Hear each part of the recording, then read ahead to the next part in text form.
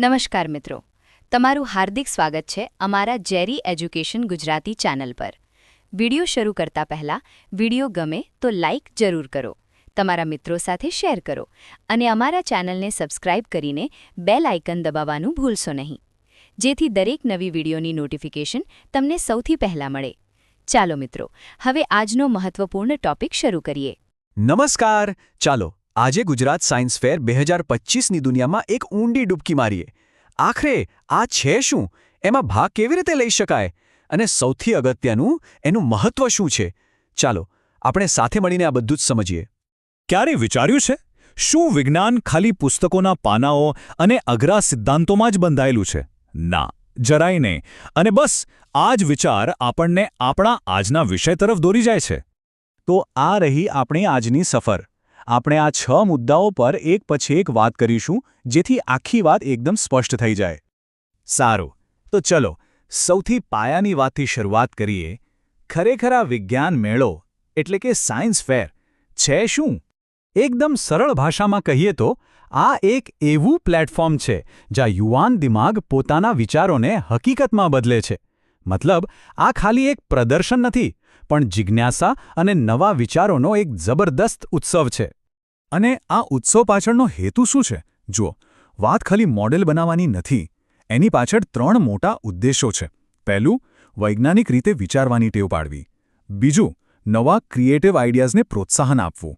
અને ત્રીજું, જે સૌથી મહત્વનું છે, જાતે પ્રયોગો કરીને શીખવું. હવે એ તો સમજાયું કે વિજ્ઞાન મેળો શું છે, પણ આપણા ગુજરાતમાં આ આખું માળખું કેવી રીતે ગોઠવાયેલું છે? કોણ આનું આયોજન કરે છે? ચાલો જોઈએ. ગુજરાતમાં આટલું મોટું આયોજન કરવા પાછળ 2 મુખ્ય સંસ્થાઓ કામ કરે છે. એક છે GCERT અને બીજી છે ગુજકોસ્ટ. આ બંને સંસ્થાઓ સુનિશ્ચિત કરે છે કે વિજ્ઞાન અને ટેકનોલોજી રાજ્યના ખૂણે ખૂણે પહોંચે. આ આખી સફર છે ને, એ એક પછી એક પગથિયા ચડવા જેવી છે.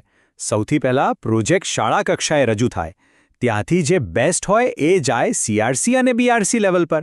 પછી આવે જિલ્લા સ્તરની સ્પર્ધા અને ત્યાંના વિજેતાઓ રાજ્ય કક્ષાએ પહોંચીને ગુજરાતનું ગૌરવ વધારે છે.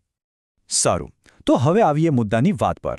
આ વર્ષે એટલે કે 2025માં વિજ્ઞાન મેળાનો મુખ્ય ફોકસ શેના પર છે? ચાલો એ જાણીએ. વર્ષ 2025-26 માટેની જે થીમ છે એ ખરેખર બહુ જ મહત્વની અને સમયની માંગ છે. ટકાઉ ભવિષ્ય માટે વિજ્ઞાન અને ટેકનોલોજી.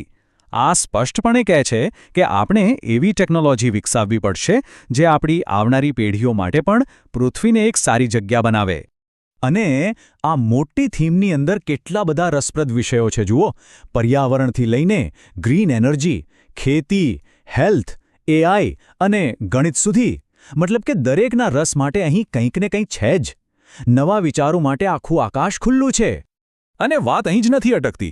વિકસિત અને આત્મનિર્ભર ભારત માટે STEM જેવી થીમ્સ અને બાજરી જેવા આપણા સુપરફૂડ પરના સેમિનાર પણ આનો જ એક ભાગ છે. આ બતાવે છે કે વિજ્ઞાનને દેશના વિકાસ સાથે સીધું જોડવામાં આવી રહ્યું છે. ઓકે, બધું સમજાયું. પણ આમાં સફળ થવું હોય તો? જજ લોકો કોઈપણ પ્રોજેક્ટમાં શું જોતા હોય છે? ચાલો એની બ્લ્યુપ્રિન્ટ સમજીએ. જુઓ, મુખ્યત્વે 4 વસ્તુઓ પર ધ્યાન અપાય છે. પહેલું, આઈડિયા કેટલો નવો અને ક્રિએટિવ છે. બીજું, વિષયની વૈજ્ઞાનિક સમજ કેટલી ઊંડી છે. ત્રીજું, પ્રયોગના પરિણામો કેટલા ચોક્કસ અને સ્પષ્ટ છે. અને ચોથું, તમે તમારી આખી વાતને કેટલી સારી રીતે સમજાવી શકો છો. અને હા, આખી જર્નીમાં સ્ટુડન્ટ્સ એકલા નથી હોતા. એમની સાથે એમના ટીચર્સ હોય છે, જેમનો રોલ બહુ જ મોટો છે. એ સાચો રસ્તો બતાવે છે, મુશ્કેલીઓમાં મદદ કરે છે અને સૌથી જરૂરી, સતત હિંમત અને પ્રોત્સાહન આપતા રહે છે. પણ આટલી બધી મહેનત શા માટે કરવી? શું ખાલી જીતવા માટે? ના, એનાથી પણ ઘણા મોટા ફાયદા છે. ચાલો જોઈએ કે આમાં ભાગ લેવાનું શા માટે આટલું મહત્વનું છે. જરા કલ્પના તો કરો, ગુજરાત સાયન્સ સિટીમાં જે STEM પ્રદર્શન થયું ત્યાં 3000 કરતાં પણ વધારે વિદ્યાર્થીઓ હતા.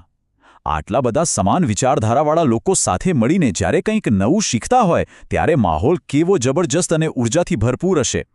પહેલો અને સૌથી મોટો ફાયદો, કોન્ફિડન્સ. પોતાનો આઈડિયા જ્યારે સેંકડો લોકો સામે રજૂ કરવાનો મોકો મળે ત્યારે જે આત્મવિશ્વાસ વધે ને, એ અદ્ભુત હોય છે. બીજું, પ્રેક્ટિકલ નોલેજ. જે વસ્તુઓ ચોપડીમાં વાંચીએ છીએ એને જાતે કરીને શીખવાનો અનુભવ જ કંઈક અલગ છે અને આ અનુભવ ક્યારે ભૂલાતો નથી. પછી એક બહુ મોટી તક. અહીં સારું પ્રદર્શન કરનારાને નેશનલ લેવલ પર ગુજરાતનું પ્રતિનિધિત્વ કરવાનો મોકો મળે છે. આ તો બહુ મોટી વાત કહેવાય. અને છેલ્લે ફ્યુચર માટે ઇન્સ્પિરેશન. કોને ખબર, આ એક નાનકડો પ્રોજેક્ટ ભવિષ્યમાં એક મોટી કારકિર્દીનો મજબૂત પાયો નાખી દે? તો આપણે આખી વાત સમજી. વિજ્ઞાન મેળો શું છે, એનું માળખું કેવું છે અને એના ફાયદા શું શું છે. હવે અંતમાં આ બધી વાતનો સાર શું છે એ જોઈએ. ટૂંકમાં કહીએ તો વિજ્ઞાન મેળો એટલે પ્રયોગો દ્વારા ભવિષ્યનું નિર્માણ. આ ખાલી એક ઇવેન્ટ નથી, પણ આવતીકાલના શોધકો અને વૈજ્ઞાનિકોને તૈયાર કરવાની એક જીવંત પાઠશાળા છે. હવે આ બધું સાંભળ્યા પછી એક સવાલ મનમાં ઉઠવો જ જોઈએ. આપણી આસપાસ કેટલી બધી સમસ્યાઓ અને તકો છે. તો આપણો આગામી નવો વિચાર કયો હશે? એવો કયો આઈડિયા છે જે કંઈક બદલાવ લાવી શકે? વિચારજો.